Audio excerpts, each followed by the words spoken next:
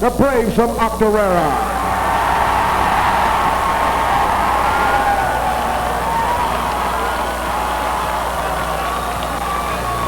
First, let's meet our championship officials. Dave Mattis, Bill Waldauer, and Tom Rakita. And now the starting lineup. First of all, for Quaker Valley, their head coach, Gene Klein. Assistant coaches, Randy Dedini and Vince Buras. The starting lineup for the Quakers. Starting goalkeeper will be junior Wade Tucker. Midfielder number 3, sophomore Robert Stopp. Senior defender number 6, James D'Alessandro. Midfielder number 7, junior Colin McCurdy. Defender number 8, senior Shane Hogan. Senior forward number 9, Matt Money. Forward number 10, junior Peter Kristoff. Midfielder senior number 11, Tyler Dewhurst. Senior defender number 12, Jason Castrunas. Sophomore defender number 14, Tim Shear. And midfielder number 19, senior Tom Lay. The Quakers of Quaker Valley. And now let's meet the starting lineup for Octorara. Head coach Chip Smallwood. Assistants Paul Wood and Ken Belt. The starting lineup for the Braves. Starting goalkeeper, senior Bobby McCumsey. Midfielder number 4, freshman Jeff Chambers. Defender number 6, senior Jeff Burke. Senior defender number 7, Brad Canan. Sophomore midfielder number 11, Ryan Smallwood. Junior midfielder number 13, Tim McCumsey. Senior forward number 14, Matt Wood. Midfielder number 16, senior Evan Smallwood. Number 19, freshman defender Brian Serban. Forward number 20, junior Derek Smith. And senior defender number 24, Jim Phelps. The Braves of Octorara.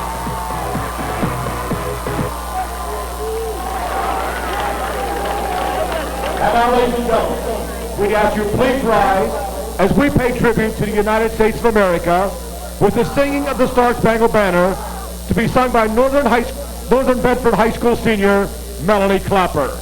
Ladies and gentlemen, our national anthem.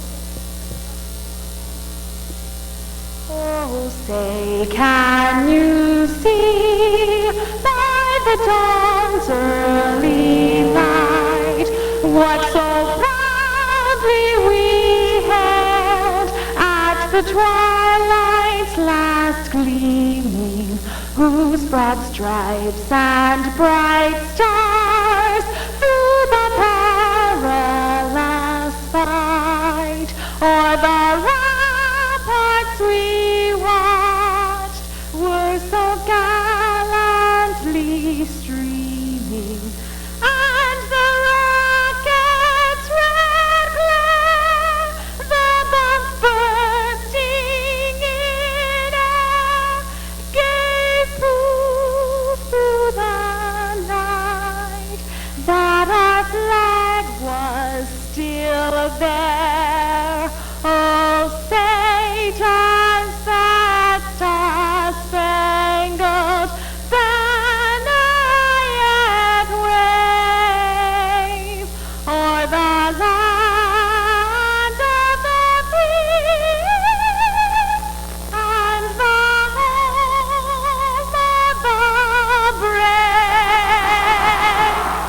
from Northern Bedford High School, thank you, Melanie Clapper.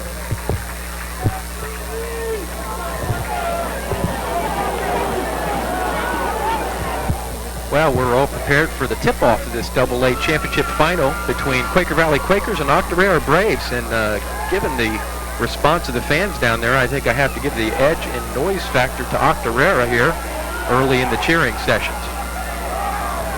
My first impression is that she completed that national anthem a little better the second time. I can't wait till she does it the fourth time tonight. She has a lovely voice and did an outstanding job with our anthem. See the sideline here for Quaker Valley. Certainly those guys ready to get their call to come in from the coach.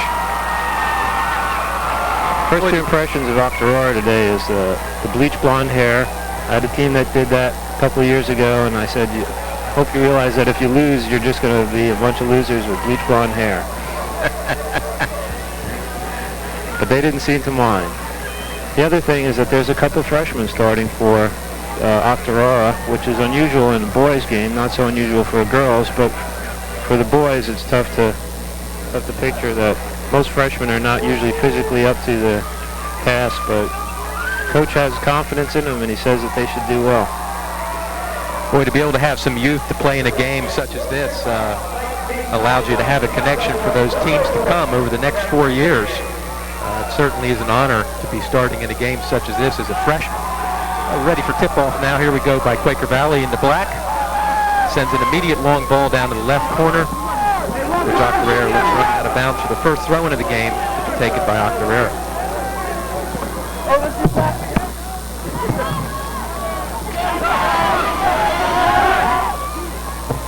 It's so interesting to watch at the beginning of a match for the teams to work out their jitters, to get over that nervousness that accompanies the first 5 minutes of any match, especially one of the state championship caliber. So far, these teams demonstrating a desire for a short passing, deliberate type of game. The keeper comes out, immediately controls for Octorara. Bobby McCumsey ready to distribute. Sends a long ball well up over midfield, controlled by Quaker Valley.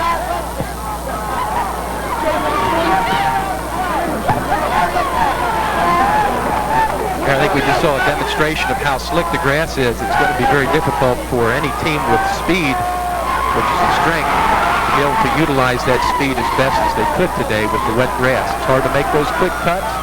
It's hard to get stopped and started as quickly as you need to. I think style-wise, I asked the coaches what they were hoping to accomplish. Quaker Valley, he thought that they would play a 4-4-2, and yes, I've seen them play before. They try and get the play up to the forwards who will knock balls back and get some combination play going there. Octorara, their idea was to be possession-oriented. They wanted to control the ball and use more of a short passing game. So I think we can look for Quaker Valley, to be more direct, and Octorara to be a little bit more possession-oriented.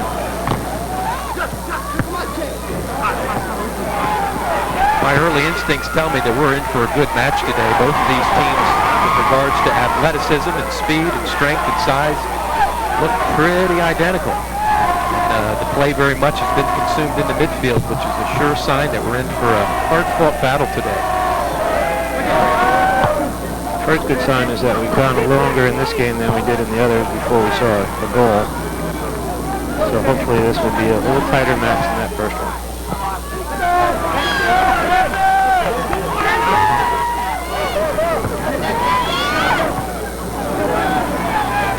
Number 16 for Octorara controlling, switching the ball to the other side of the field. Another characteristic of a good team is one that will switch the width of the field quickly.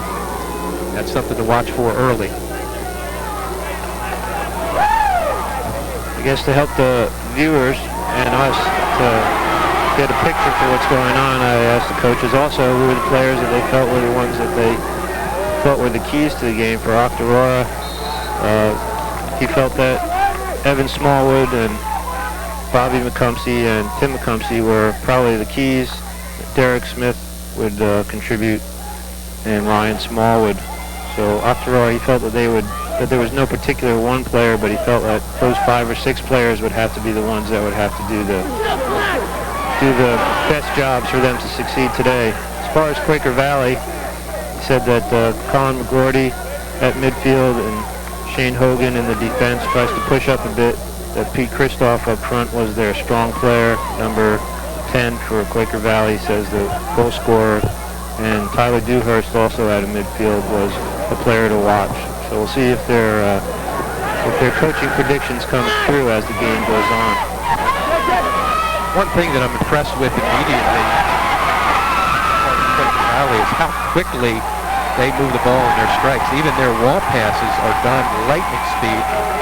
And I'm seeing both teams move their numbers of players forward to maintain the attack, which is going to make for an exciting afternoon here at Hershey Stadium. Number 4 now to take the corner kick for Octorara.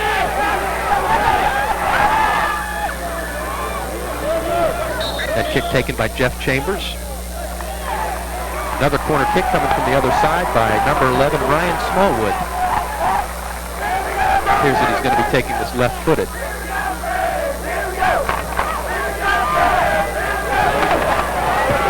Both teams up with ferocious tenacity in clearing that ball out of there. One trying to put it to the back of the net, one trying to get it out of that penalty area. Now a throw-in by Octorara. Brian, I can't say that one team has controlled the tempo here just 5 minutes into the game. It seems to be very much back and forth. If anything, Octorara territorially has had a little bit more to play because it's been down this end, but Quaker Valley's looked strong kind of counterattack. They seem to have the edge there. Yeah, I think we can be looking for a quick counterattack out of Quaker Valley during this championship match today. So if anything, let's give credit to the coaches from Octorara and Quaker Valley who labeled their teams pretty accurately. Short passing seems to be Octorara's strength, and Quaker Valley does seem to be the more direct of the two.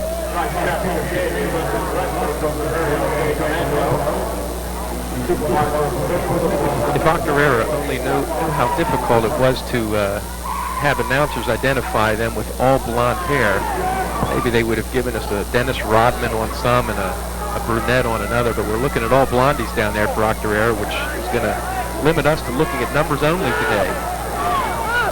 Of course, going back to my little story about my team that did this, the parents complained that as the play went on, it was hard for them to pick out their own children, so you can imagine how tough it'll be for us.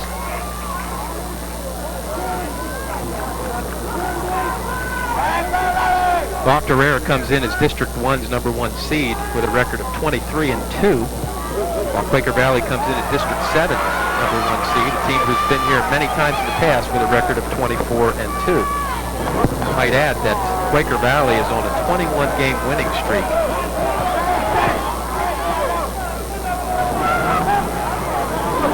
Number 7 now for Quaker Valley controlling, that's Colin McGordy. Sends it out wide to the right. And back to Colin. Definitely a different pace from the last game, much more competitive right from the start. Both teams pushing up on defense to try and force the play. Yes, we talk about those 50-50 balls that are so critical, those little battles that allow a team to win the big war. Last game seemed so lopsided in that category. Today, in this game, no question that both teams are very much actively engaged with intensity on those 50-50 balls.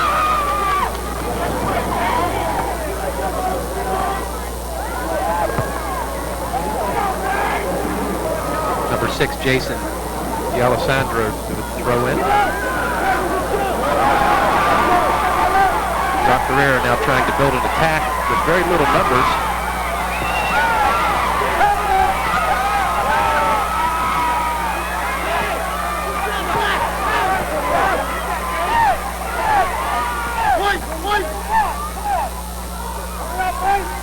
Number 14, Matt Wood, will be one to watch up front there for Octorara.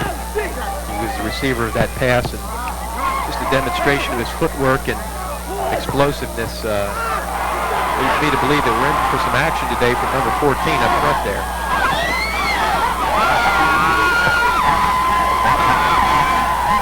Number 10 from Quaker Valley, Peter Kristoff, with a beautiful cross intercepted by goalkeeper Bobby McCumsey. Comes out aggressively and fields that cleanly, and now puts his team back on the attack. Tim McCumsey there in the midfield controlling. Now ball set down. Sideline.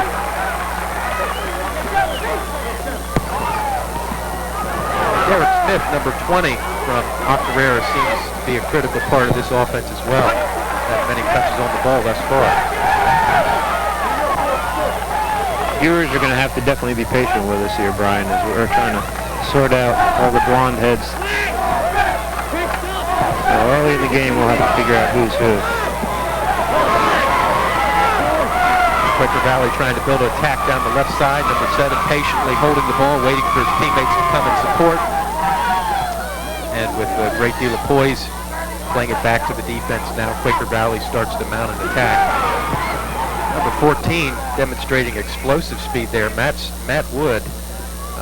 Again, one that we're going to want to watch this afternoon with that explosive speed.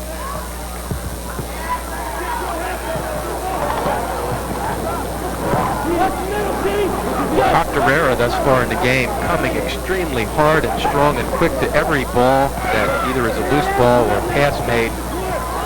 The coach of Octorara, Chip Smallwood, you have to be pleased with the intensity demonstrated by his team thus far. Cleared out by sweeper back for Quaker Valley, back there number 14. And it was Tim Shear with the clear.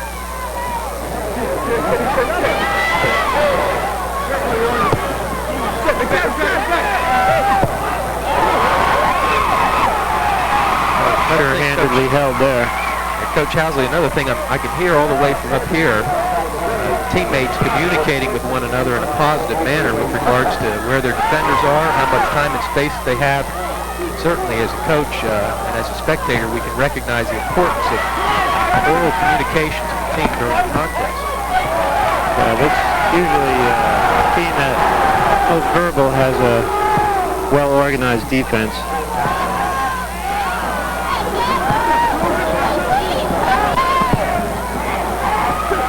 We see number 19 from Octorara clearing that ball out.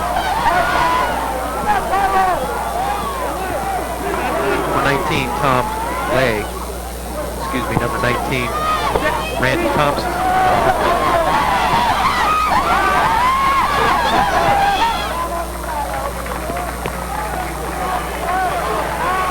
Player so far seemed to be the kind of the boss at midfield for Quaker Valley is number 7, and that would be Colin McGroarty. He seems to try and decide whether the pace should speed up or slow down, and he makes decisions to distribute accordingly. That looked like a preset throw-in play off of a long throw by number 12, Jason Kastrunas, to skimming head, which resulted in the ball being carried from the opposite post in a near shot on goal there. Number 12 appears to be the one who will be taking those long throw-ins today.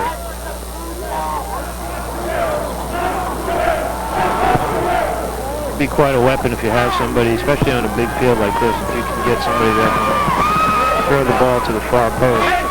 That's sometimes better than a corner kick.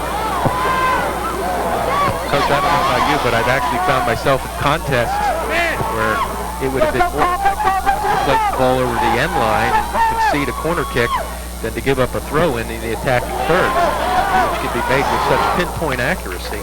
Absolutely. In fact, we had a game like that. Our district game this year, we played against a team that had a player that was throwing the ball to the far post on a really wide field, and it was probably the most dangerous thing that they had offensively was those long throws. And of course, a throw-in cannot go directly into the goal and score. It does need to be touched by somebody, but given all the numbers of players that find themselves in the goal mouth off of a throw-in or corner, the likelihood of it being touched is pretty high. So it's when you have a long throw-in, it can be a very effective weapon of attack.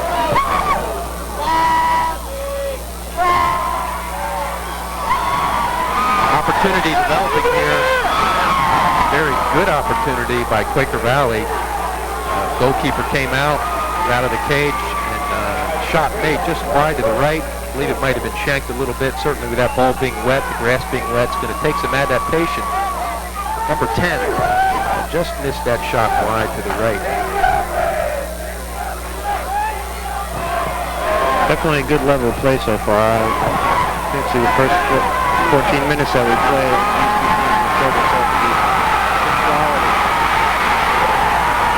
What an explosive play, again, by that number 14, which we said we would need to watch. Matt Wood, who literally took on 3 Quaker Valley players and literally muscled that ball into the net. And we've seen that strength and explosiveness now by Matt early in the game. Wonderful. Tremendous goal. Yeah, we'll see this on the replay. He just went right through 2 backs on the goalkeeper and found a way. And if you're a goal scorer, that's what you need to do. You need to find a way, and that player right there just did it. And as we watch that replay, I think of worthiness to note is the fact that in busting through and making that ball come forth, he didn't take a dive. He stayed on his feet, and that second and third effort put that ball on his foot to the back of the net. Tremendous play by Matt Wood from Octorara, which gives them a 1-0 advantage now early in the contest. I'm sure that was a wake-up call for Quaker Valley's defense. We'll see if that changes any of the momentum here in the game. Number 12 again making that throw in, Jason Kastrunas sending the ball to the other side. Sometimes a goal makes the game a better game because now Quaker Valley will push themselves up a little bit and see what they can do to try and equalize. Direct kick now coming in from Quaker Valley.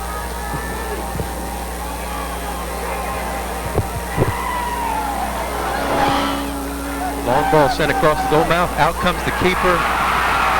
Bobby McCumsey demonstrating why his coach said this is a player to watch.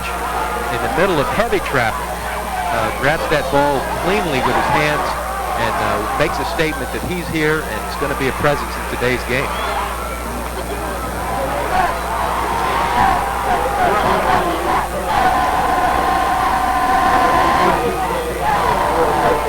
Clear out by Quaker Valley.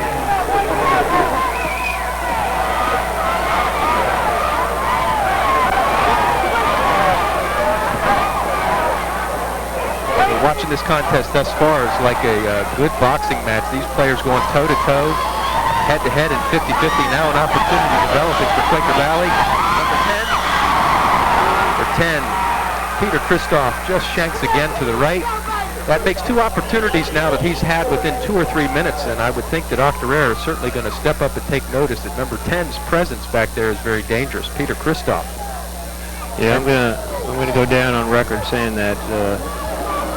I'm thinking that somewhere along the line that combination is going to goal. I would agree, Coach. We've not heard the last of Peter Christoph today.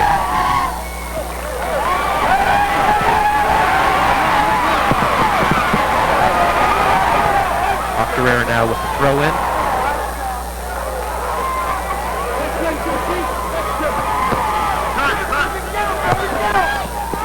Ball played back to the midfield.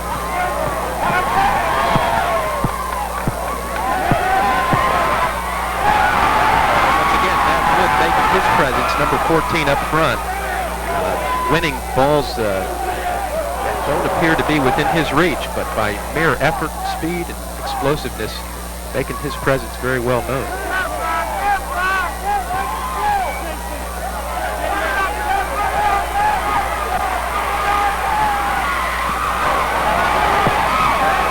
Big throw out across, good finish. Put together some impressive attacking, very improvised, very creative, and have very quickly made themselves a scoring threat to the Quaker Valley defense. It's definitely a picture of two different approaches here. As the Octorara bench, despite the fact the coach told me that they were not a very emotional group, they seem to be very emotional early here in the game. Whereas the Quaker Valley team seems to be pacing themselves, and Coach Klein probably trying to sort out some things with his assistant coaches as they're watching the game, trying to make some tactical changes, I would think, try and get a little better edge in play. You mentioned, Coach, that Quaker Valley had a very heartbreaking loss last year in overtime to Elko. certainly thoughts of that loss must be running through their mind even now as they attempt to put the equalizer in the back of the net of Octorara. I'm impressed though with Octorara so far. Not a traditional AA power, but they certainly have a team this year that has the ability to win this game, no doubt about it, especially with the AAA wins that they had throughout the year. Several of those teams that they beat were AAA contestants in the district and state tournament, so they obviously have some strength in this program. I think we're observing right now, though, how small a 1-0 goal is with two teams like this battling that are so quick and explosive and powerful. Quaker Valley right back at the heart of Octorara's goal, threatening to score that equalizing goal. We see goalkeeper Bobby McCumsey taking all kicks from the back today. Watch him take his goal kick at this time.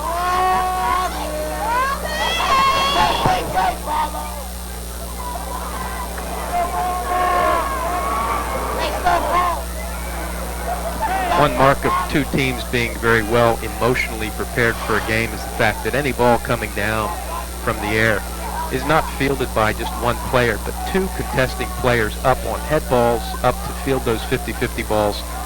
That makes for a good contest, and I think we're sure in for one today.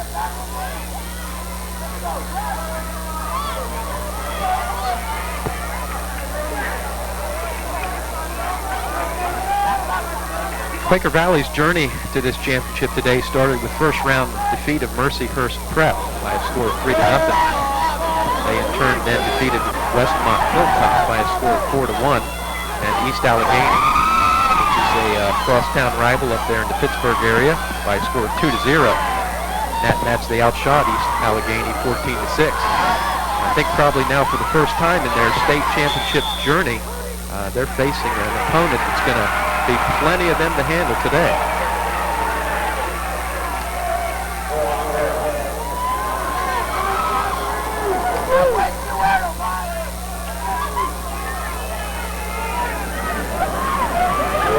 Number 9 from Octorara to take this kick. Brian Boyce.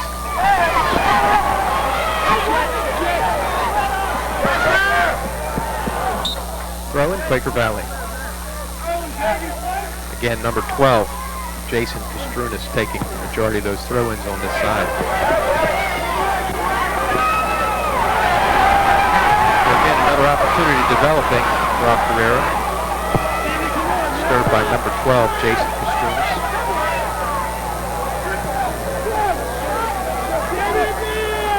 Coach, very little of our action has occurred from the other side of the field. It appears that Octorara is very much right side dominant, and I believe Quaker Valley is left side dominant. Coming into the game for Quaker, number 2, Sebastian Stock. Yeah. Sophomore.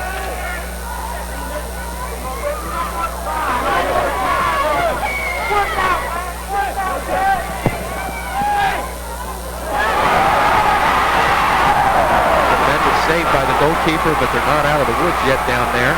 Octorara putting a tremendous shot on goal. Goalkeeper Wade Tucker making a dynamic and miraculous save. That could be something that could turn the game one way or the other. Taking the 2-0 lead might have been a big edge. Well, there's one thing Quaker Valley doesn't want at this point in the game, and that's a second ball in the net before they put in the equalizer.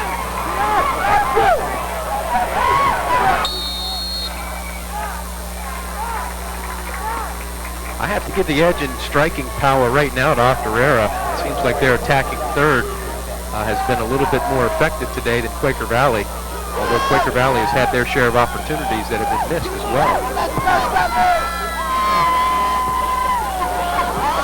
The ball's been in good hands when it's gone to Colin McGroarty and Peter Christoph up front. Other players probably have to come up to their level right now if Quaker Valley is going to get this tying goal. One thing I have noticed, Coach, is that Quaker Valley, in supporting their attack, are keeping 2 to 3 players consistently back on their defensive side, while Octorara, when they strike, pretty much bringing everybody up over the midline. That could prove to be a difference in the scoreboard at the end of the game. As we watch 23 minutes of the game so far, the thing that stands out to me is that there's 2 freshmen starting for Octorara here, including a sweeper. And tell you what, they don't look like any of the freshmen going to my high school. They play with a lot of confidence, and they have the physical skills to compete.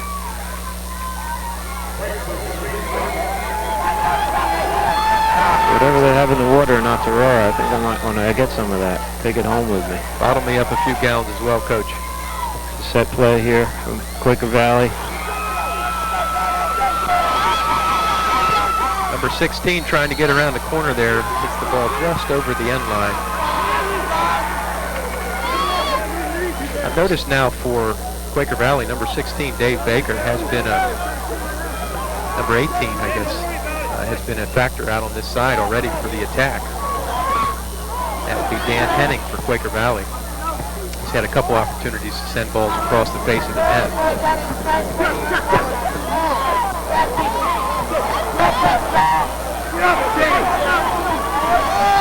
Again, no 50-50 ball going uncontested by either team.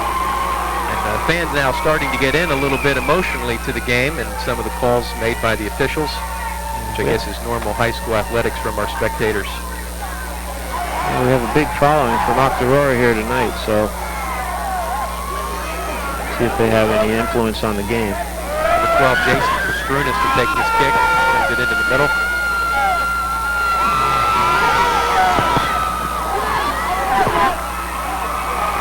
Quaker Valley has rocketed off some hard shots only to be met by the leg of Octorara defenders. So just to hear the sound impact of that ball on leg makes me hurt even here in the booth. Yeah, you know, in these weather conditions, it can't feel good. I'm starting to see some breath coming out of the player's mouth, so that must mean that our temperatures have dropped down below 60, where they were earlier today.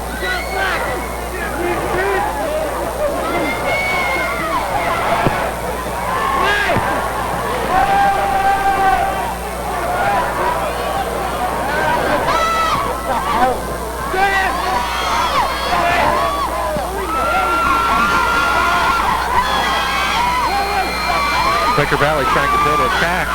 Does get around the outside, and the equalizer comes just that quick. And there's the combination, Coach, we were talking about. Colin McGroarty and Peter Christoph. Yes, indeed. There was Peter, and we said that he was over.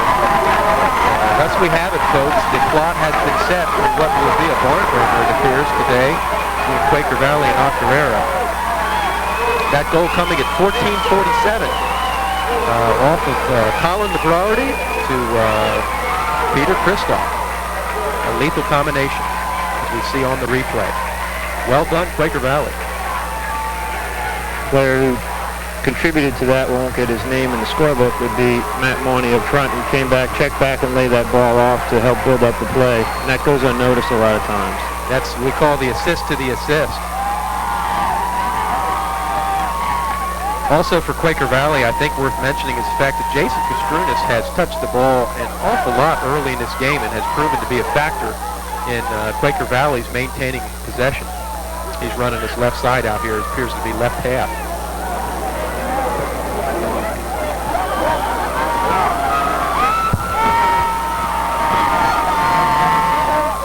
That combination from McGroarty to Christoph is one of those highlight reel goals scored.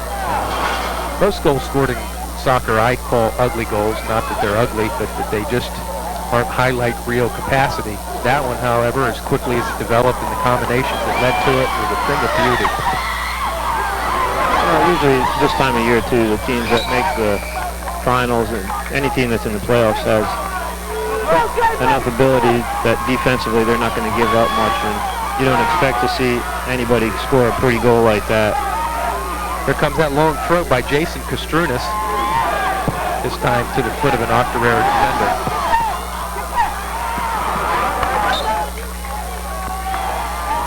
Quaker Valley definitely picked up the level of their play here. They're starting to control territorially a little bit more. Come on, Peter! Yeah, Peter! Peter Christoph again, footwork making an impact in the attack for Quaker Valley. But just that quickly, here comes Octorara back on the attack, and there's number 14, Matt Wood, patrolling. Sends the ball across, only to be disrupted by the defense of Quaker Valley. Peter Christoph controlling, looking for some support now by his teammates. He dishes off.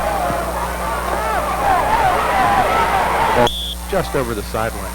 If anything, actually the shoes on the other foot, so to speak, right now in terms of the style of play is that Quaker Valley has gone to a more short passing game and Octorara has gone to more of a counterattack type of game. So I don't know if that's what coaches expected. I have a feeling, Brian, that this type of contest today will be a contest not dominated momentum-wise by one team, but we'll probably see momentum shift back and forth over the course of this 80 minutes of play. And very evenly matched. Both goalkeepers have made good plays to stop easy chances, so they look like they're pretty even right down the line. Jeff Chambers with the corner kick now off the right side with the outswinger kick. Cleared out strongly by Quaker Valley.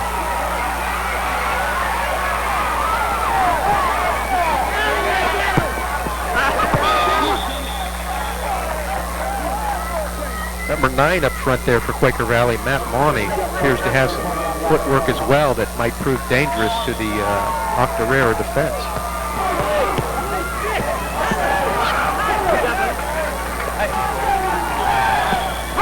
Got a substitute coming into the game now for Quaker Valley. Into the game's number 16, Dave Baker. And Coach, I think I've been told by the scorekeepers that we should call him David, so let's make that move. Make that David Baker, yes.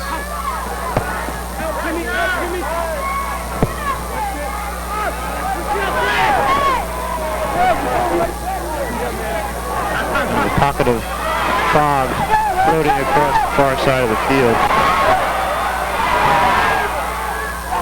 Quaker Valley coming back on the attack. Both teams very explosive in the attacking third.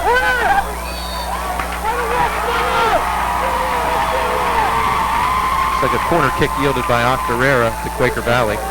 Number 7, Colin McGrody, will be taking that kick.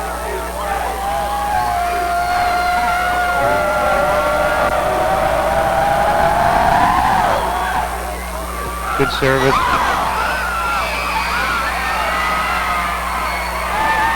Boy, an excellent defensive play made there by Octorara on a shot that may very well have found the back of the net, deflected by head and then cleared by the same defender.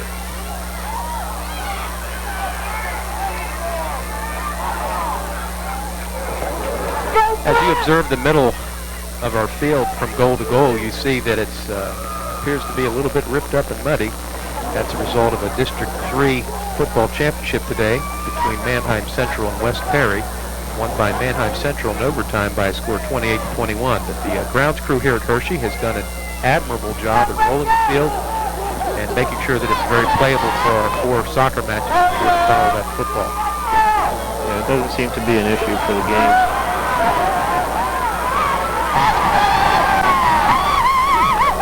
There's a good example at how an offensive player not checking back to the ball strong will often result in a possession loss.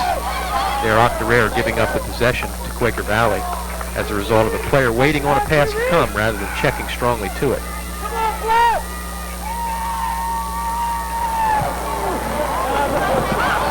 Very difficult short hop played again by Bobby McCumsey, who has proved to be very effective in the cage today. Long distribution.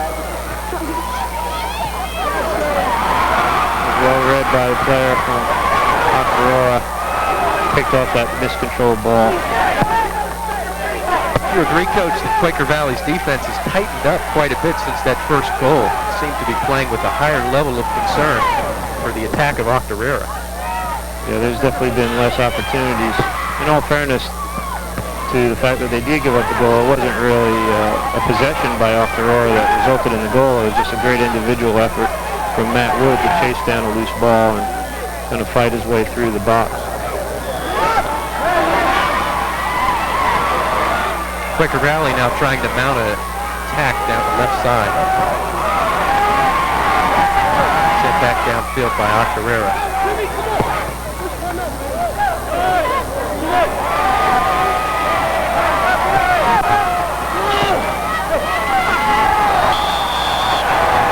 Number 12 called with the foul, which will result in a direct kick for Octorara. I believe Jason Castruna might have came over the back just a bit. Octorara fans happy, Quaker Valley fans not happy. Good clearing header by Quaker Valley. I have to say again, I'm surprised that before the game, if you told me that a freshman was going to have such a big part in the attack for a team that's in the in the state final, I would have been surprised. But Jeff Chambers, number 4 at right midfield for Octorara, has been everything that he needs to be. He's delivered some good free kicks, and he's handled the pressure well. Say he's definitely playing above his grade level without question.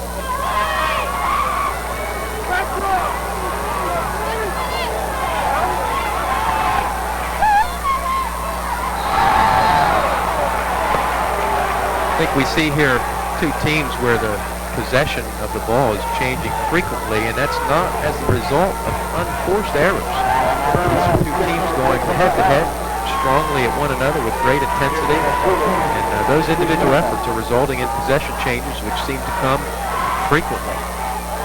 Keeper's out, and cleared by Octorara once again.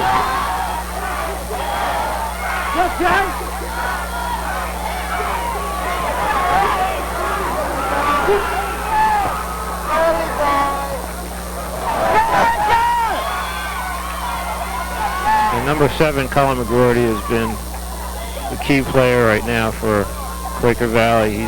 He's done in this game what number 10, Nicky Lieb, did in the last game for Radnor. Controlled the tempo, distributed the ball, and connected on a pretty high percentage of the opportunities that he's had.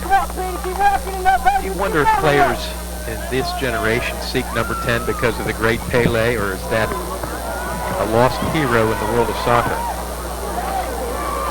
I don't think number 10 probably influenced most of these picks. More likely it'd be some other number 10s in more recent history.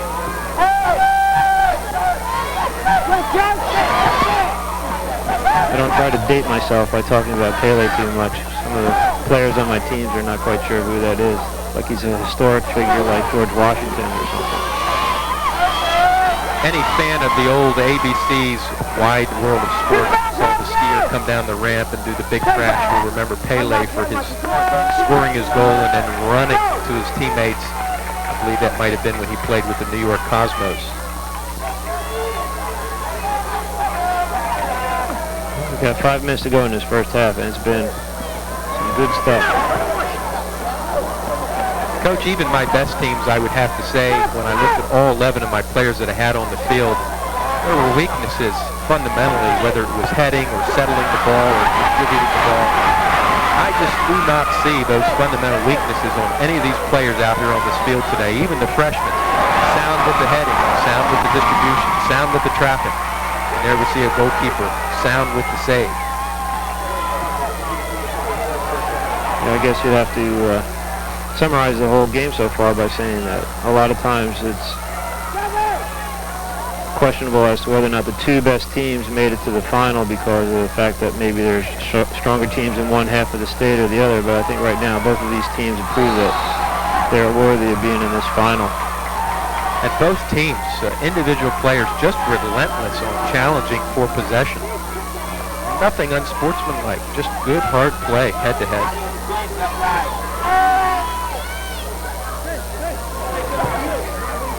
Kind of interesting to see from a coaching perspective. There's a substitution on the sideline waiting to get in for both teams in the last couple of minutes of the half. You hate to see a goal scored in the last couple of minutes because a player was too tired to get back and defend. And I know it's happened a couple of times to me, and you just wish that ball would go out so you could get that substitution in. So we'll see if that has any impact on the defense here. And sometimes, Coach, in anticipation of those players getting into the game, 5 to 10 minutes can literally tick away without a sideline throw of your possession that would allow your player to come in. Seems an eternity if you're the coach on the sideline needing to replace a fatigued player. In fact, I could say that actually this year we played your old school, Susquehannock, and we had a player that was not feeling well, and I just couldn't get him out for, it was more than 15 minutes. We just went through one of those spells where the ball just did not go out of play. And by the time that poor soul got out of the game, we had to wipe him off the field. Octorara now building attack with a little over 2 minutes to go. So dangerous when they get in the attacking third with numbers, and they are bringing numbers up. Great save. Wade Tucker showing great tenacity in the penalty area as he goes up with the Octorara player and comes away with the possession. So a little problem with his punting. He's hitting him too high. I think he seems a little disappointed in some of his distribution. Rather than getting distance, he seems to be getting too much height on the ball. See if he makes an adjustment in that play.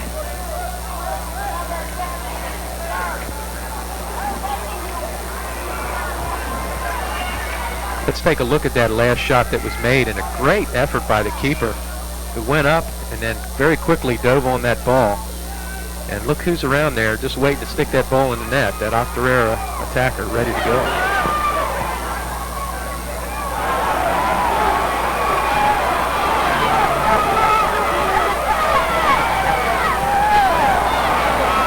That ball was inches away from being a great through pass right there.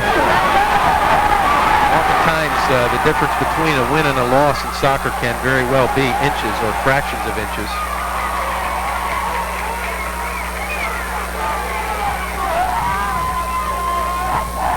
Still having difficulty with that distribution, as you mentioned, Coach Owsley. Yeah, I wonder if the ball being so slick because of the conditions is having any influence on that. I think it's interesting to note how good teams will literally use every inch of the width of the field. These guys progressing the ball the entire way up the field, literally within a 3-yard alley on this sideline. Going back to something you said about 4 or 5 minutes ago, the momentum has switched back a little bit now to Octorara, whereas Quaker Valley was carrying the play for a while.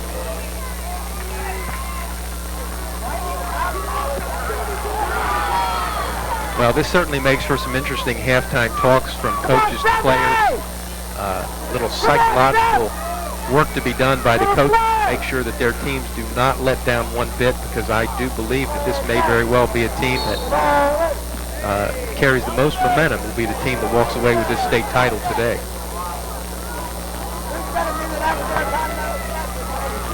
We're down now 15 seconds remaining in the half.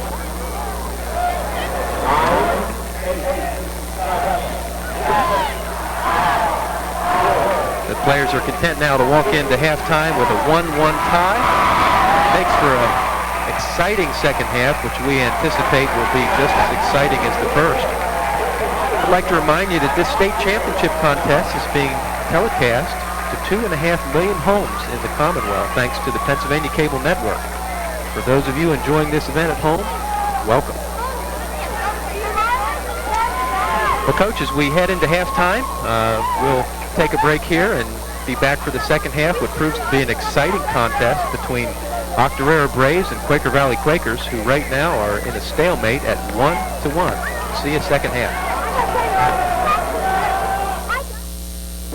The PIAA is a Pennsylvania nonprofit corporation organized on a membership basis. Membership includes most of the public and many private high schools in the Commonwealth of Pennsylvania.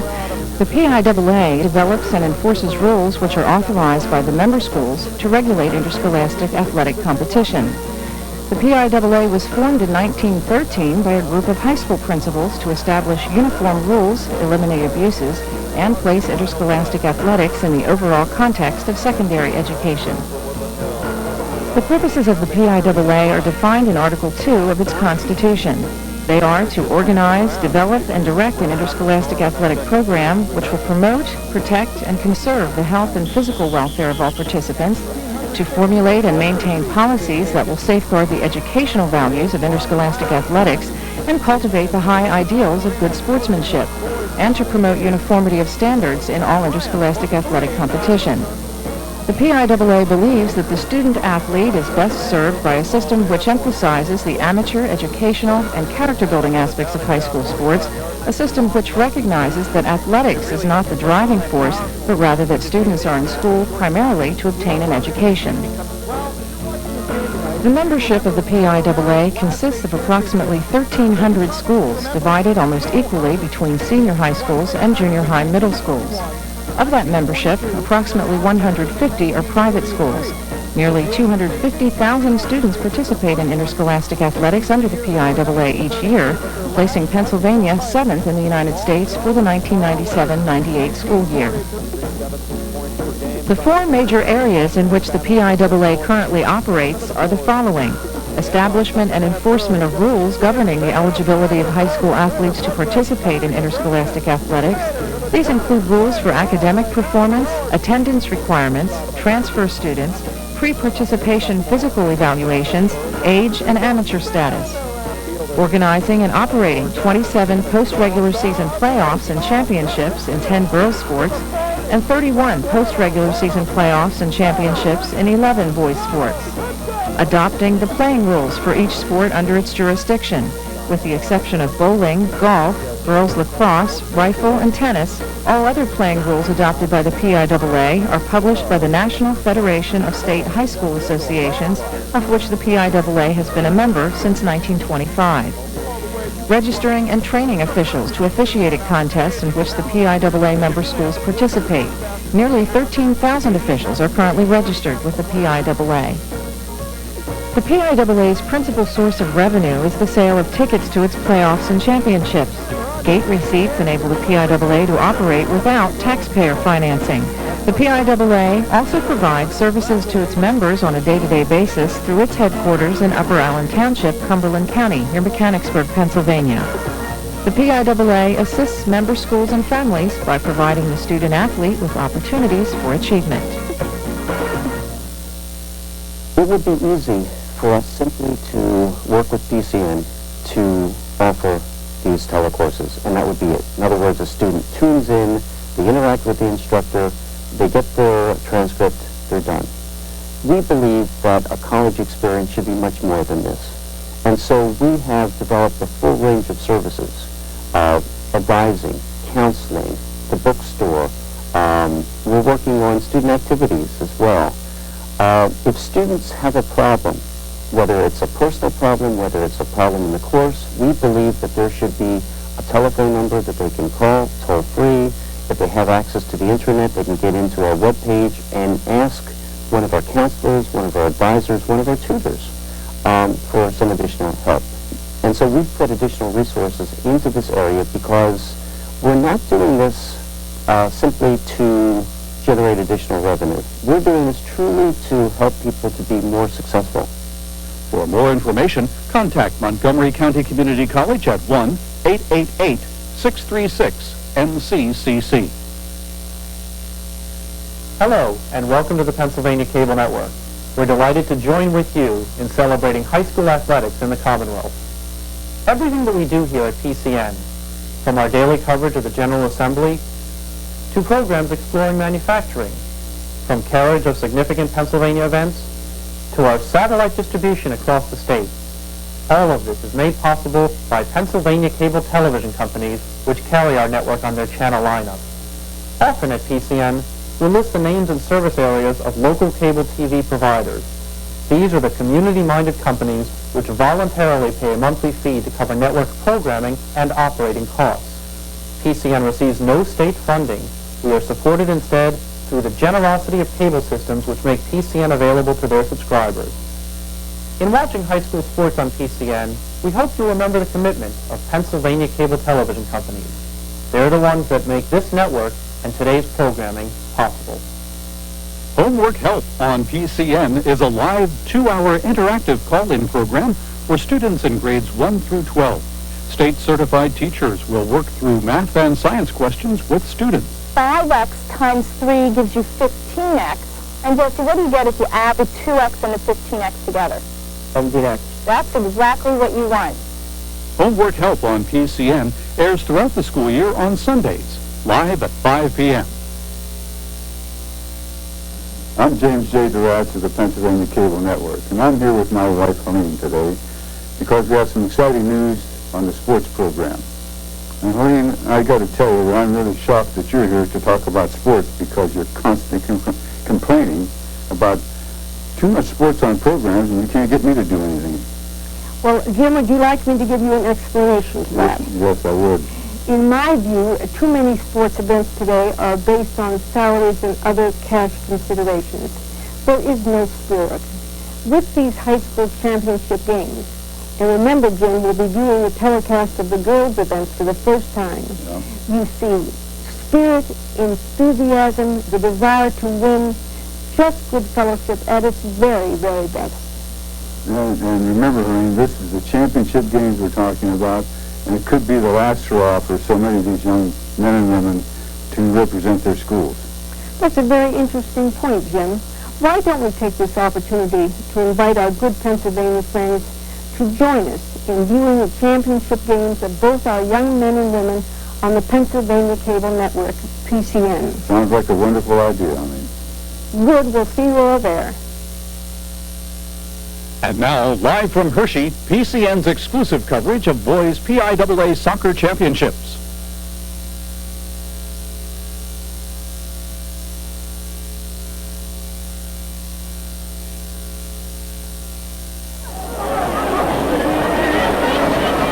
We'd like to welcome you back to Hershey Stadium, where clouds of fog continue to roll through the stadium, where we have an exciting match between Octorara Braves and Quaker Valley Quakers, who have played to a 1-1 tie after 40 minutes of soccer.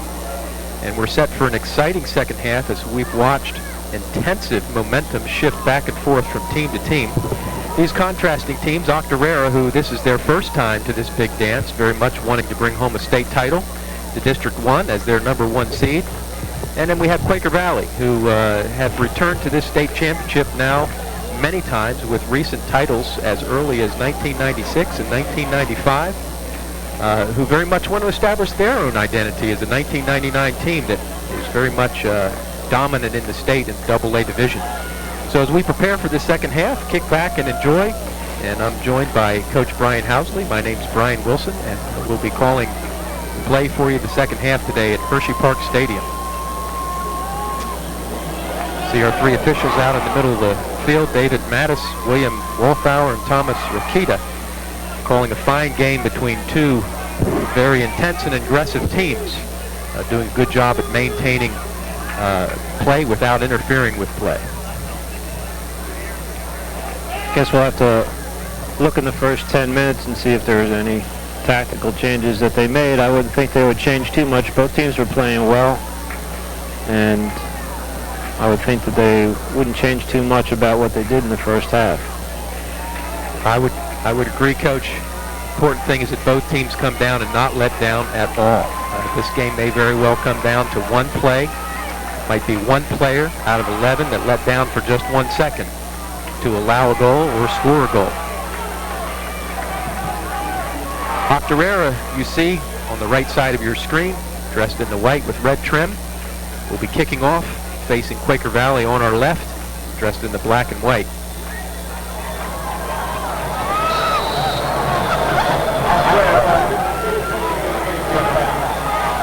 Definitely gotten a good bit cooler in this last hour since this game has started.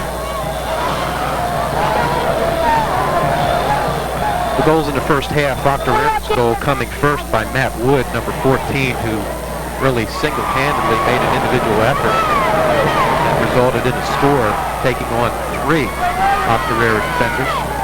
And then, say 10 or 15 minutes later, Quaker Valley knocked in the equalizing goal. That combination, which we predicted would come from Colin McGroarty to Peter Kristoff, number 10. Certainly, these 3 players to watch in the second half.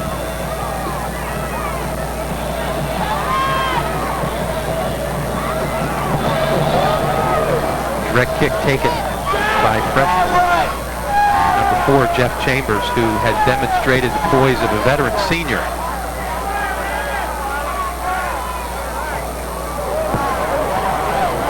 Octorara seeming to want to build their attack with a little bit of deliberacy here. Turns the ball over in the midfield just that quickly. Number 10, Peter Christoph back on the attack, trying to get around the corner. He's won a corner there. Yes, he did win a corner.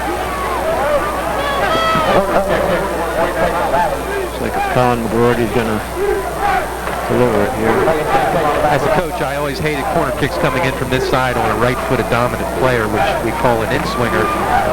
Low, hard instep drive, that ball all the way across the face of the goal. Could have very well been a score. If they get a replay on that, Tyler Dewhurst should have been ready for that ball, but I think the wet conditions had skipped in on him faster than he expected it to. He had the first time that ball, he might have had a good chance to score, but he took 2 extra touches and that was just too slow. Bobby McCumsey's distribution back there, goalkeeper for Quaker Valley, is quite impressive. His drop kick, he consistently put the ball well 20 yards past midfield, which just that quickly puts his team back on the attack. And then on the other hand, we were kind of documenting the fact that Wade Tucker was having some problems with his distribution.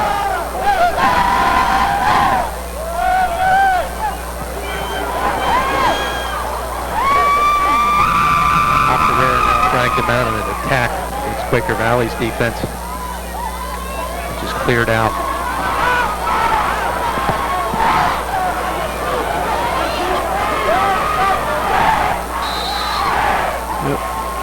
Officials seem very quick to be on top of anything where players gain an unfair advantage here to start the second half. No doubt trying to set a tone of control and sportsmanship for the second half.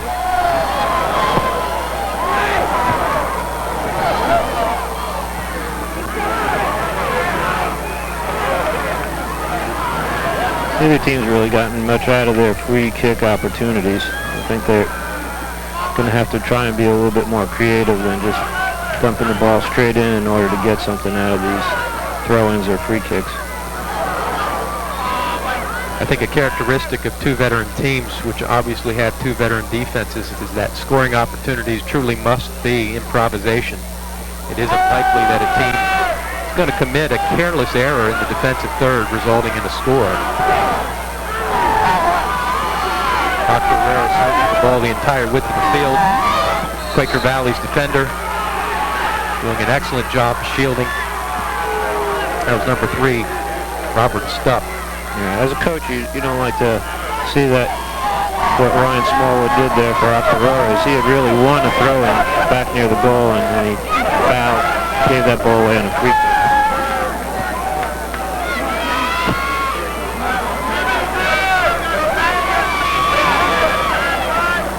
Throw-in taken, number 6, Jason Alessandro. So far this first 5 minutes, Brian, characterized by what we saw the first half, a transition of momentums back and forth between Octorara and Quaker Valley. Yeah, not much near the goals and a lot in the middle of the field. I think we'll probably see more of that as this game goes on. Fans relatively quiet here at Hershey Park so far. Not a whole lot to get excited about with regard to scoring opportunities. There's a push there in the back. I think that's pretty typical for games like this where the teams that haven't seen each other at all and the first 15 or 20 minutes they're not sure what to expect from the other team, so there's usually more opportunities, but once we get through 40, 50, 60, 80 minutes of the game, they've seen pretty much everything they have to offer, and that's why the opportunities get fewer and fewer. One of the principles that you try to teach your players, given the fact that they're on the field for 40 minutes and you as a coach have 0 timeouts, is that they have to accurately assess the strengths of their opponent to neutralize them and identify their weaknesses to capitalize on them. Players have to demonstrate a great deal of intelligence in that endeavor.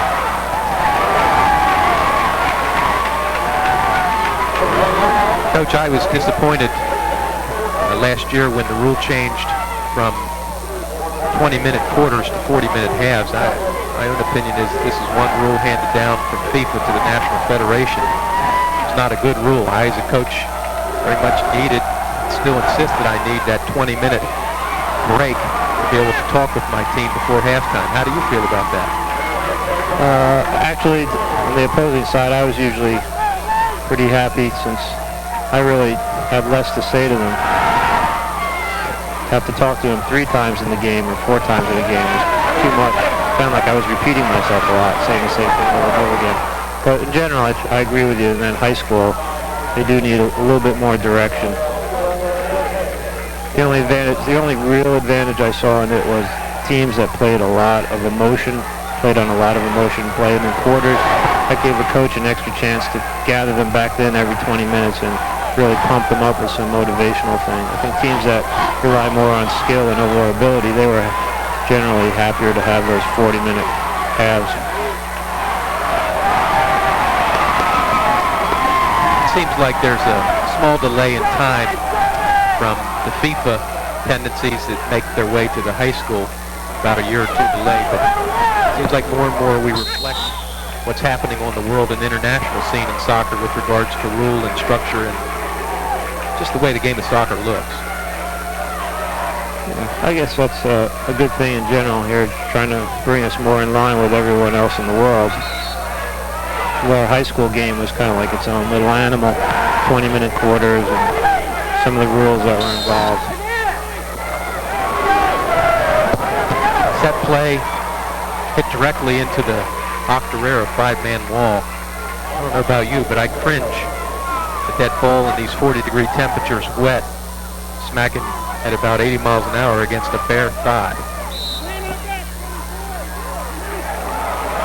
I'll just let that stand on its own as a statement. I don't have anything to comment on that one. Probably better that I don't. Quaker Valley is trying to play a little more possession this half. I would have to guess if there was anything that was said at halftime that Coach Klein told his players that he did want them to try and possess the ball a little bit more.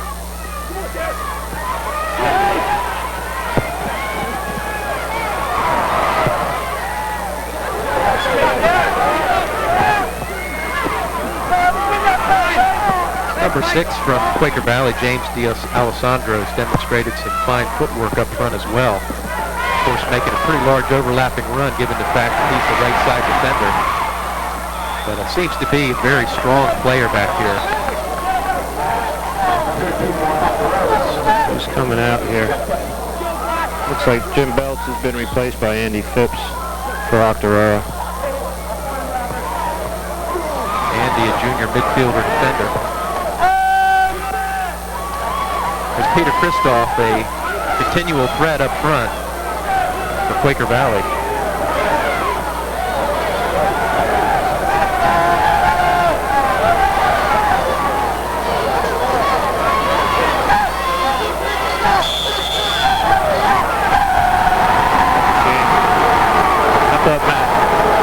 I thought Matt Wood did a good job to track back and win that ball. It's unfortunate for Octorara there. Of course, it's a direct kick well outside of the 18, but I would agree that Matt made a good play there, stepping in without gaining an unfair advantage. Here we see a set play coming.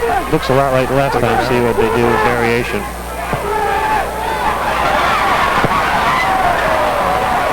I'd say that's probably the first set play that actually yielded something that caught my attention on the attacking end.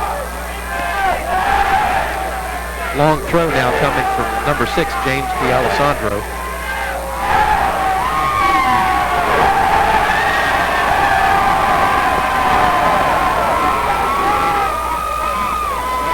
From Chip Smallwood over on the sideline for Octorara, I may be starting to get a little bit concerned about the possession time here demonstrated by Quaker Valley and the fact that the majority of the possession has occurred in the midfield and Octorara's defensive third. How do you feel about that? Yeah, I think that the midfield, especially Colin McGroarty, who's right there on the ball, started to take a little bit more possession of the game. But if they're going to have some more success, Octorara needs to have Matt Wood stay up front with Derek Smith and see if they can't get some service up there. But they've had to come back and help so much at midfield to cover those spaces that they're really not available up front when they do win the ball. Right, we see all 11 players right now packed back into that funnel. for Octorara. What now is a dangerous free kick opportunity. It's a really dangerous position right there.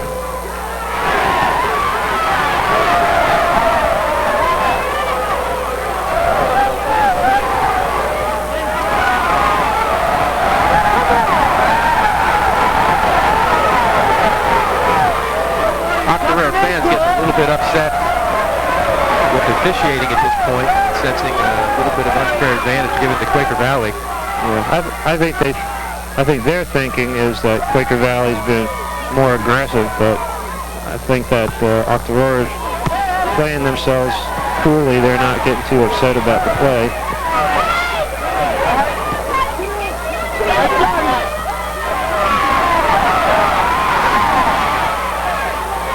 Where again, that lack of numbers coming out of the back for Octorara. I wonder if fatigue might be a factor for them at this point. Yeah, see, that was a ball that, if there was a forward up front, that would have been a good service to get something out of the back. But again, Matt Wood and Derek Smith had to come back in the midfield to help win the ball, and they didn't get a chance to get up front.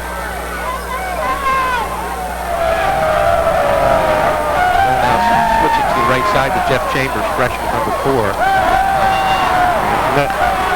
And that would also be another factor, is the ball's been on this near side of the field the second half. Octorara's success came a lot in the first half when Jeff Chambers did have the ball, and he's been pretty much shut out of the play here in the second half. There's Jeff with that direct hit.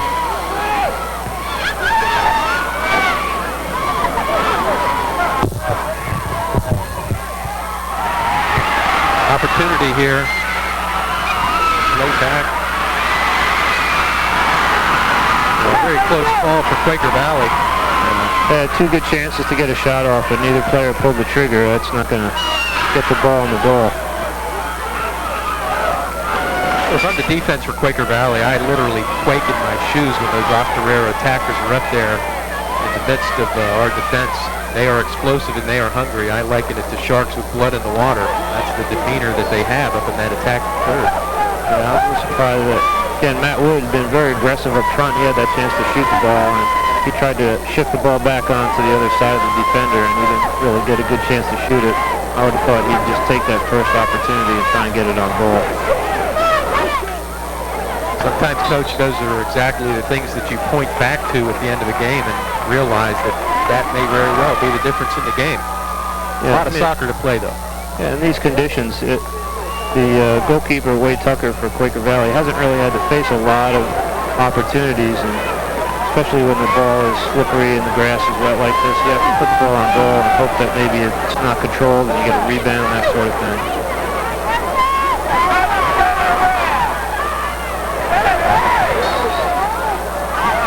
I sense that Quaker Valley is becoming a little bit more comfortable and aggressive in their attack in sending their defenders on up. Playing a little bit less tentative and cautious and a little bit more attack-oriented. Still a lot of midfield play.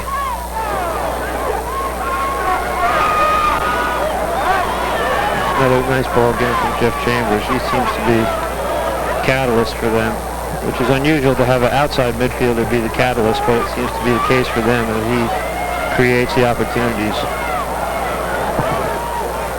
Right now, very few consecutive passes being strung out by either team. Very highly contested possessions in the midfield, characterized by 1 or 2 pass possessions and then a shift of possession to the other team.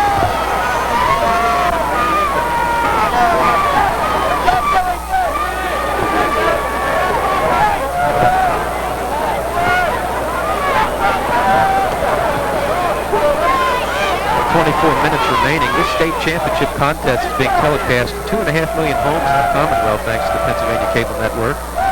We welcome those of you who are enjoying this event at home even now.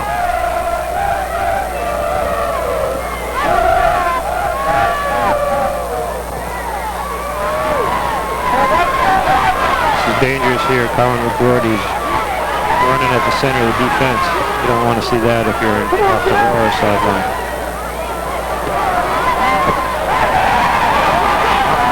Octorara's defenders remain tenacious back there in the backfield, contesting with Peter Kristoff and Colin McGroarty.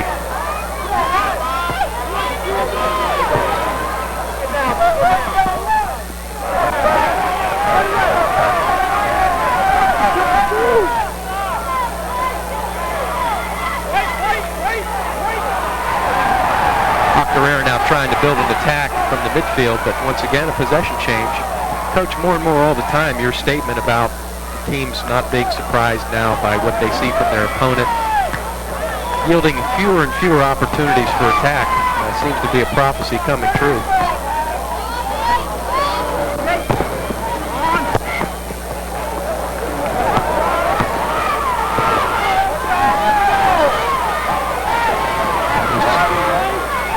The edge at center midfield's gone clearly to Quaker Valley here.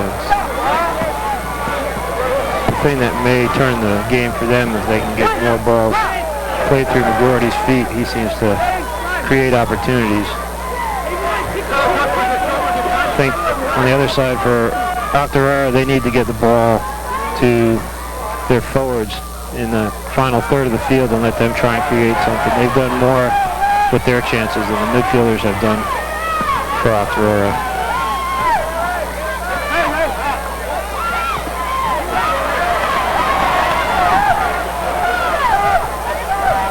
Nice to see Octorara start hunting some space. Right now in the midfield, there's very little space to operate. I think they're going to need, as you mentioned, go back. Jeff Chambers out there on that right side where it seems to be a mounting of an attack each time they have a successful attack. It seems to be coming from that right side, initiated and started by Jeff Chambers.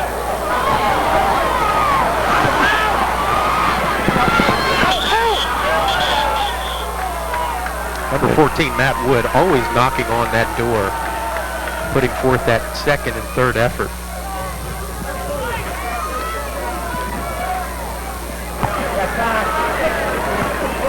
Every ball in the air contested.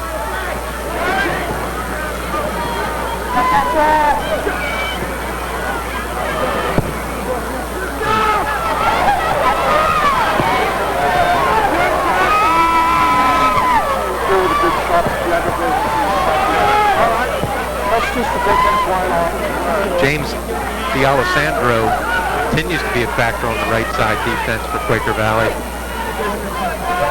Yeah, there really isn't a whole lot of space to operate offensively. These teams are very, very tight, close and quick to the ball on defense. Yeah, they're very quick to pressure the ball when not in possession. The only way to counter that, of course, is to move the ball quickly to space. And in order to do that, you have to have the players in that space, which we call support.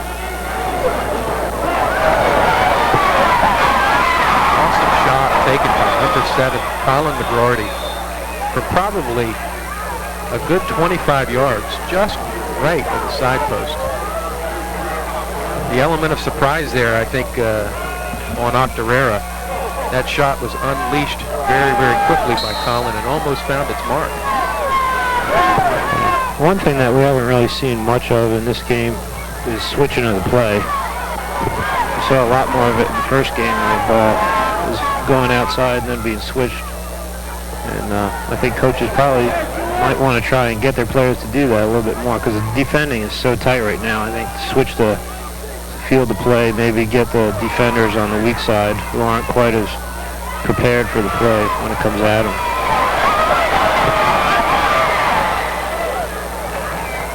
Another little burst of excitement for Quaker Valley. Now we stand with 20 minutes to go, exactly halfway through the second half. Our score between Octorara and Quaker Valley is stalemated at 1 apiece.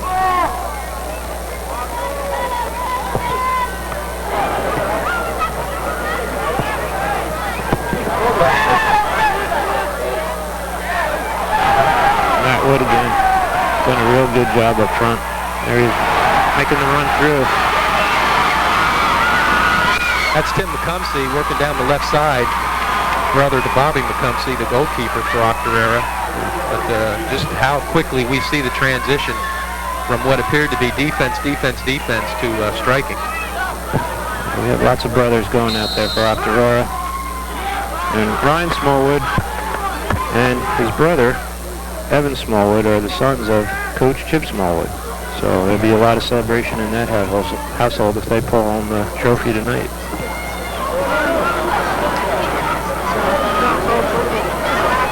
Octorara trying to make something happen now, and they're attacking third, trying to get around the corner. Number 11 with the cross.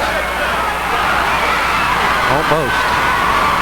Almost a goal put home there by Jeff Chambers, number 4, who was contending with the goalkeeper and another defender. I'd like to see the replay on that one if we get a chance later on. See if that was a high foot or if Jeff Chambers had his head down below the normally acceptable height. Can you guess what the Octorara fans think? I don't have the SP, but I'm taking a wild guess on that one. They were looking for the whistle there, no doubt. Jeff made a good run and he was in position.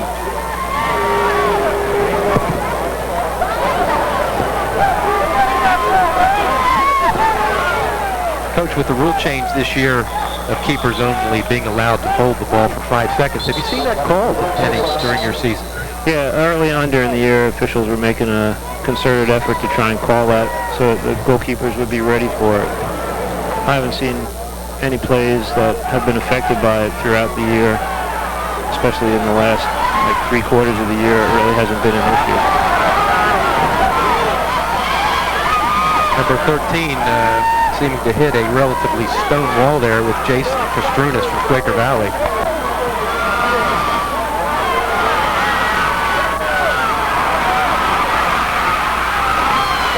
Great individual effort there on the part of Octorara's number 15, Andy Phipps.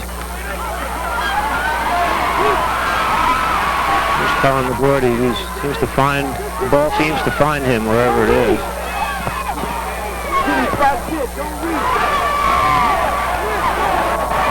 Again, I'm impressed at how fundamentally sound all these players on the field are with regards to heading and trapping and distributing the ball. That obviously can only come through thousands and thousands of repetitions during practice and training hours.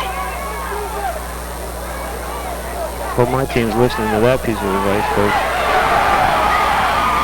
There's Matt Wood chasing through on a loose ball again. See if he can steal another goal. Wade Tucker seeing a little bit of action now, second half. It's been a pretty boring second half for him. Of course, I'm sure he's glad he's not active at this time. We're at 16-23, tied 1-1 between Octorara and Quaker Valley.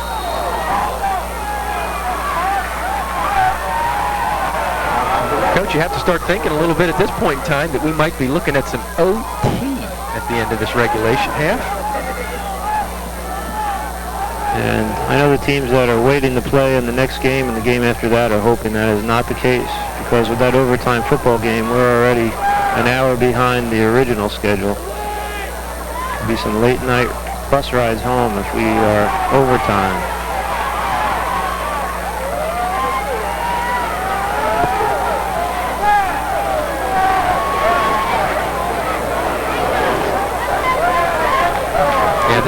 We've been told that that game really wasn't overtime, but it was thrilling nonetheless. At Manheim Central, we must have been interviewing coaches at that time. We know it was exciting because the stands were packed and both crowds were roaring. Regardless, the outcome was 28-21, Manheim Central over West Perry in that District 3 championship. Even if it wasn't overtime, it was really long. It might as well have been overtime. We'll stop talking about that other football game right now. And we'll talk about football instead of football. Jeff Chambers created an opportunity again. Slippery field. We can start to see a little bit the field conditions taking its toll, though here we have a breakaway. Nice defensive effort on the part of Colin McGroarty. Nice defensive effort there. Yeah, we did see some slipping and sliding right there at the top of the D in the penalty area. And we're a little bit muddy out there right now with the earlier rains and the fog now that we've had all afternoon. I would say one thing I've seen more in the last 10 or 15 minutes out of Octorara is their three midfielders, Ryan Smallwood, Tim McCumsey, and Evan Smallwood, making some runs and some good moves to beat a defender, but they can't seem to get that last pass that gets into the box and creates a dangerous shot on goal.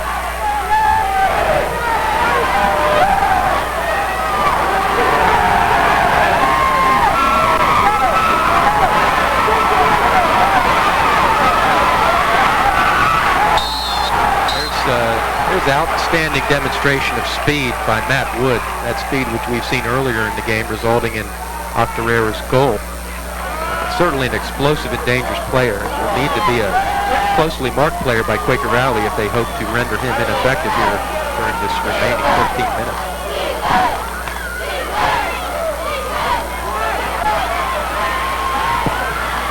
These players, when they head the ball, just simply do not let the ball make contact with them. They strike the ball with great force, great neck strength and back strength. And the ball's coming out of there at a velocity 3-4 times greater than what it's coming in. Now a couple calls going in the direction of Octorara to the pleasure of Octorara fans. Ryan Smallwood out here on the left is really trying to take control a little bit, do what his teammate Jeff Chambers is doing on the right side. He's trying to beat a defender with a move and then deliver a pass. He's drawn a couple fouls in the last 2 opportunities.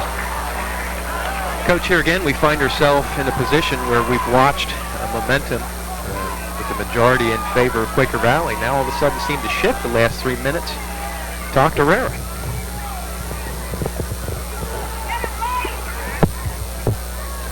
And in turn, we see Octorara's defenders up over midfield again trying to maintain and continue their attack.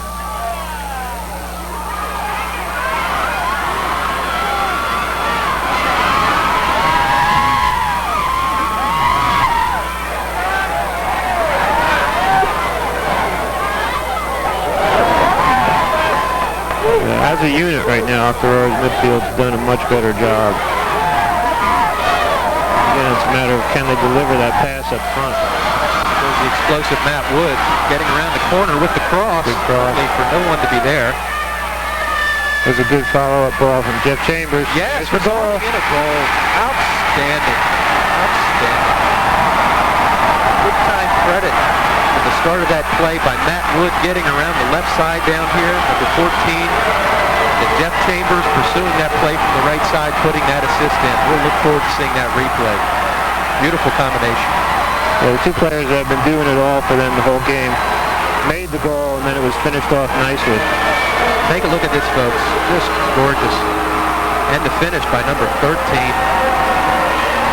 Again, credit to Jeff Chambers, number 4, who put that ball in there to number 13, Tim McCumsey.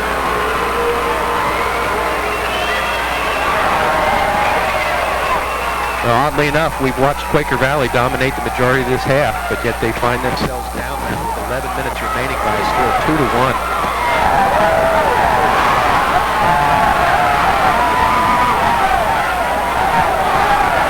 Again, contrary to what Coach Smallwood told us before the game, there's the Octorara team standing, excited, smelling victory 11 minutes away. Whereas Quaker Valley, they're the veterans. They've been through these playoff wars before. They seem to be pretty calm. I think they're confident they'll get a chance to score. Well, 11 minutes can be an eternity when you're a coach on the sideline with that time remaining with a 1-goal lead. Oh yeah, we both know that. Keep looking back and forth at the clock thinking, how come it's not working? I think the sport of soccer is unique as well. How many times I've been on both sides of this scenario where you've either controlled tempo of a game in possession only to find yourself on the end of a 1-0 loss, and the opposite side of that, feeling like you've chased the ball for an entire game but have made a defensive stand, only to find yourself, luckily, on a 1-0 win. Fairness to Octorara, I would say the last 10 or 12 minutes they have started to string more play at midfield. Here they are, right back again. Well, I think a third goal at this point with 10 minutes remaining could very well be a backbreaker. If you're an Octorara fan and coach and player, that's exactly what you'd like to see. Here we have a corner kick being taken by number 11, Ryan Smallwood.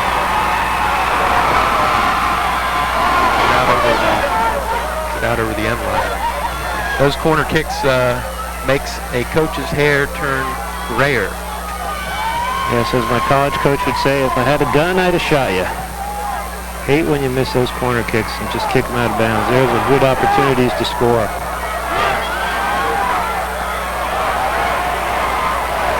Octorara has definitely turned up their midfield play. There's an air of excitement amongst their team right now, and they are supporting one another with possessions so much better than they had in the first 15 minutes of this half. Definitely.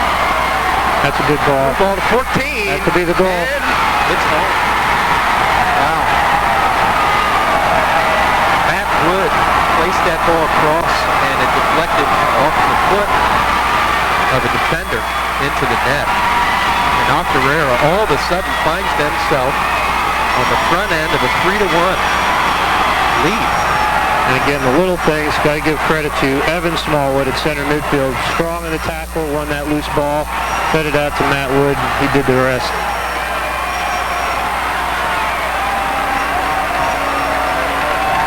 And certainly number 12, Jason Kostrunas, can't be blamed on that goal. He had to touch that ball. He played a wonderful game up to this point. Credit Matt Wood for another outstanding individual effort to make that come about. Yeah, they've definitely started to open up the field on Quaker Valley. They're finding openings, and they're making good use of the ball whenever they get it.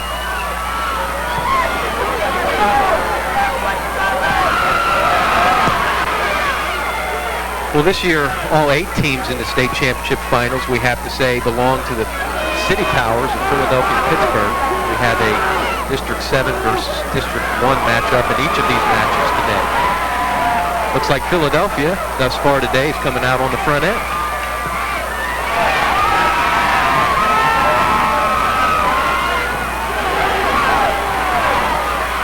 If you're a Quaker Valley player right now, you're starting to feel a sense of urgency. As coaches, we call that. You're starting to press a little bit.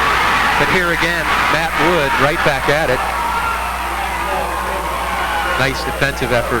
Nice save by number 8, Shane Hogan. And given away. There's a fine line between playing with confidence from a deficit and starting to press. Coach, would you agree? When you start to feel that press, it becomes very difficult to score. Yeah, I would say just the general view that I had of the game is just somewhere about 15 minutes into the second half, Octorara figured it out, and Quaker Valley hasn't had the answer for them. So the midfield probably the big deciding factor. We were talking right before that switch in play started to happen was that Colin McGordy was really dominating the game for Quaker Valley, and then somewhere along the line, Octorara kind of got their midfield more organized and started to carry the play more. Well, right now, Quaker Valley is going to need more than midfield possession. They're going to need some pretty strong lightning attacks at the competent Bobby McCumsey if they hope to climb back into this game with only 7 minutes remaining. Well, the 2 forwards for Quaker Valley haven't touched the ball much in the last 15 or 20 minutes at all. And that would be Matt Morey and Pete Christoph, who have been dangerous when they have touched the ball, but they haven't had much service up front at all.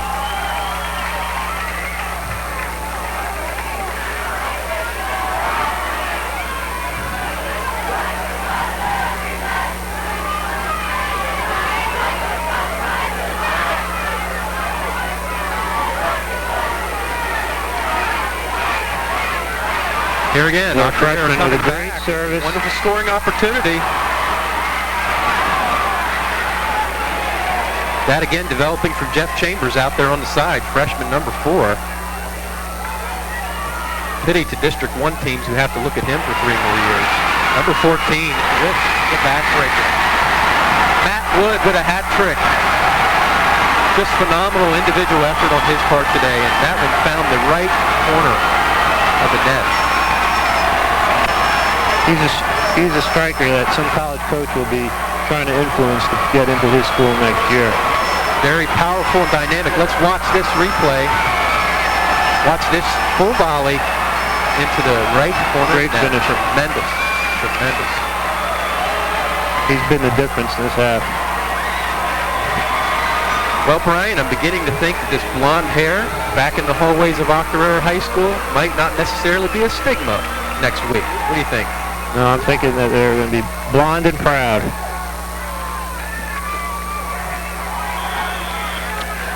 I would have never thought, with 5 minutes to go in this game, that we would have a 3-goal difference between these 2 teams. No, I'm with you on that. Kind of a bitter pill for Quaker Valley get to the finals 2 years in a row. Although I'm sure the majority of the schools in the state would trade places to be able to get to this final. And I'm pretty sure that we haven't heard the end of Quaker Valley in the Final Four or Final Two at Hershey Park Stadium. No, I'm sure the new millennium will not slow up their success as a program. There's that Matt Wood kid once again, number 14. He's got the crowd in his back pocket right now. Every time he touches the ball, there seems to be an increasing volume and roar from the spectators in anticipation of something special. Yeah, he's definitely had the mojo tonight.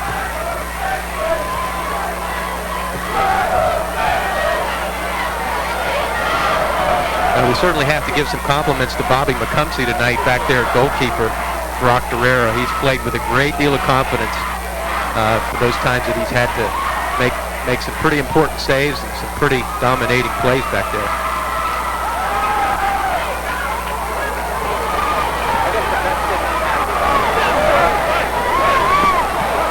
Just in general, Octorara will be the unsung team here, but their defense has not allowed a lot of opportunities in the second half, regardless of how much control Quaker Valley had of the ball in that first 15 minutes. There really weren't a lot of good chances to score, and Bobby McCumsey dealt with the ones he had to. You know, you can perform well all the principles of attack, whether it's space and support, triangle and width, penetration, but if you can't finish, all those other ones really mean nothing. Yeah, good striker's worth his weight in gold, no doubt about it. We're now 3.5 minutes with Octorara leading Quaker Valley by a score of 4-1. Certainly, the hopes for Quaker Valley to climb back into this game seem to be diminishing with each ticking second.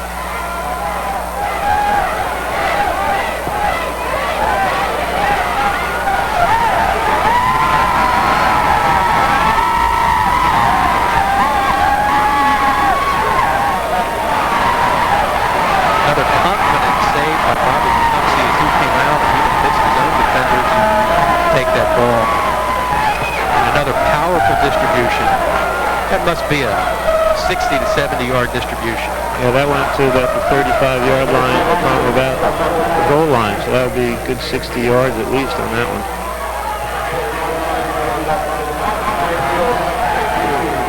Just watching Quaker Valley's demeanor right now, I think they understand the handwriting's on the wall for them this year. Just now under 3 minutes to play. I'd say it's probably one of the keys to in boys more than in girls division is to have a good mix of seniors and juniors and some underclassmen. And that's the case for Octorara. They have 6 seniors starting, but there's 2 freshmen in, and sophomores like Ryan Smallwood who have contributed a lot tonight. So, speaking of which, here comes freshman Jeff Chambers spearheading an attack over there with number 20 Derek Smith, resulting in a throw-in for Octorara with now just under 2 minutes to play. Into the game, number 10 for Octorara, Brandon Miller.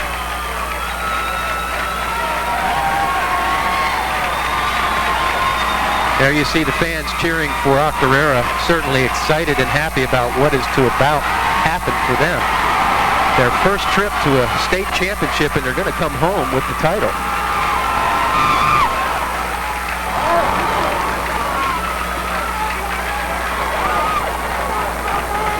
Let it be said that they beat a very good Quaker Valley team, one that's been the team of the 90s in AA state soccer here in Pennsylvania.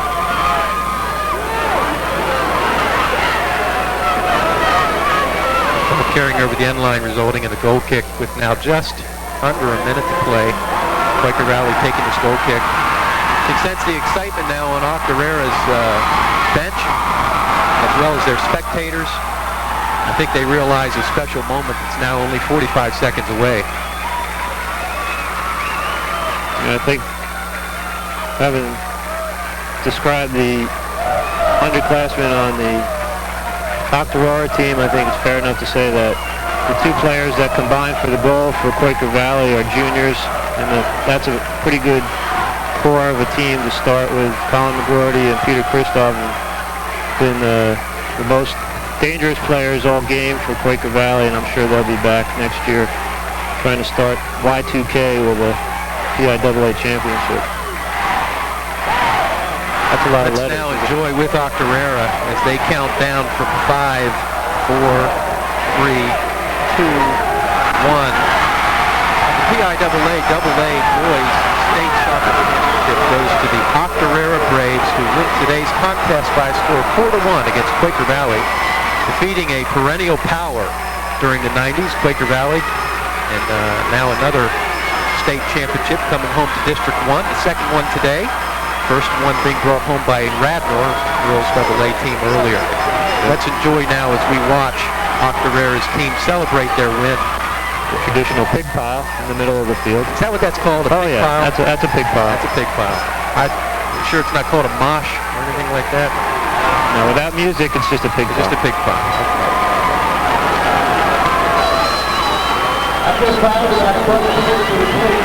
Very shortly, both teams will be coming to the sideline to receive their medals and awards. And you can hear the roar of the Octorara fans who are here in hundreds and hundreds, maybe even 1,000 or more tonight to support their team.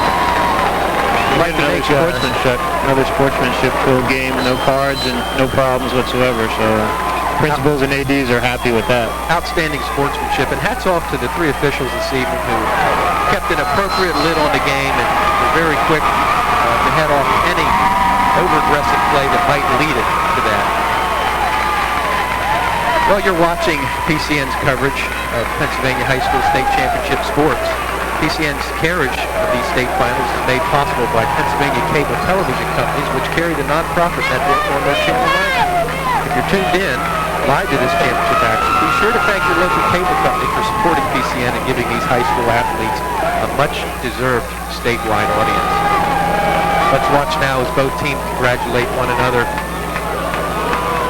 again demonstrating the sportsmanship that was present throughout the entire 80-minute match.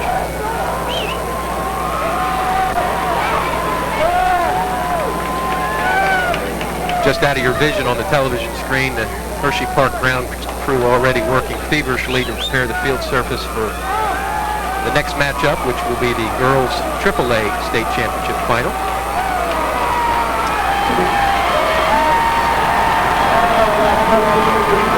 Now let's go to the public address announcement, which will honor each individual athlete for their efforts.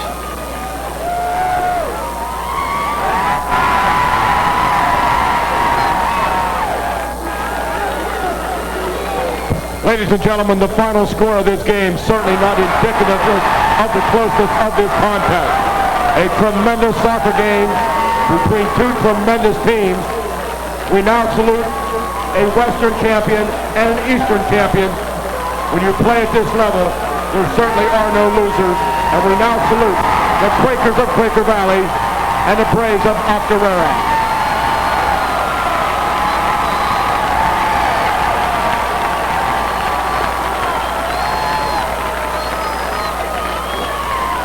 At this time, we'd ask Quaker Valley head coach Gene Klein to present the medals to his players. We start with Drew Money, J.J. Vecchio, Alex Scaff,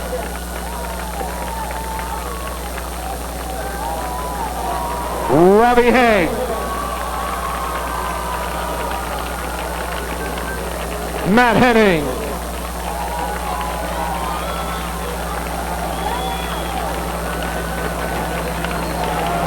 Jeremy Bruce,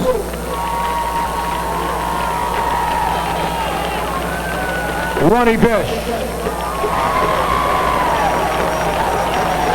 Doug Romanovich,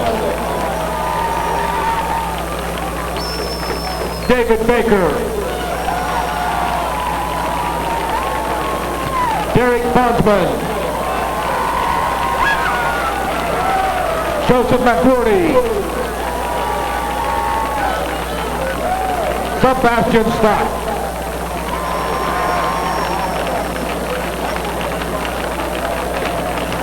Robert Scott, Tim Shear, Brian Kissio, Graham Hennessy, Wade Tucker, Pete Kristoff, Colin McCrory, Tom Lay, Thomas Hay, Dan Henning, Matt Money, James D'Alessandro, Shane Hogan, Tyler Dewhurst, and Jason Castrunas.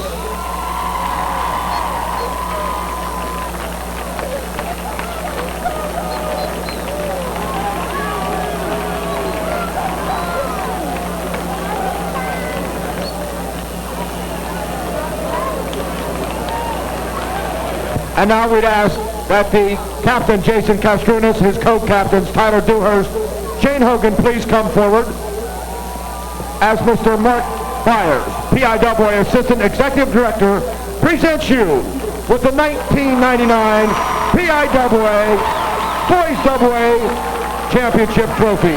Congratulations to the Quakers from Quaker Valley.